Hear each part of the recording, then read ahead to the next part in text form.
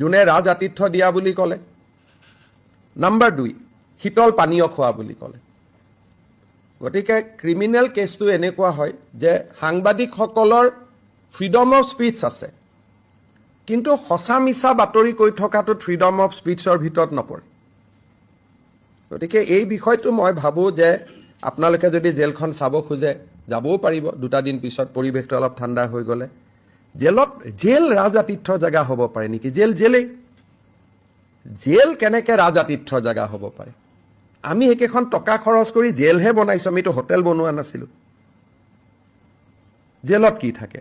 সৰু সৰু ৰুম থাকে, এটা ৰুমৰ পৰা এটা ৰুমত আহিব নোৱাৰা, ডাঙৰ ডাঙৰ ৱাল থাকে। জেলত ৰাজ আতিথ্য হ'ব পাৰে নেকি? যদি আমি হোটেল এখনক জেললৈকে কনভাৰ্ট কৰিলোহেঁতেন, তো ৰঞ্জন দৈমাৰীৰ ক্ষেত্ৰত আমি তেওঁক এটা গেষ্ট হাউচত ৰাখিছোঁ। NDFBৰ বহুত কেইজন একিউজত চিৰাঙত এখন আমি গেষ্ট হাউচত ৰাখিছোঁ। তাত ক'ব পাৰে ৰাজ আতিথ্য বুলি, আৰ্গুমেণ্ট চেক। কিন্তু জেলতে ৰাখিলে জেলখন কেনেকৈ ৰাজ আতিথ্য হ'ব পাৰে?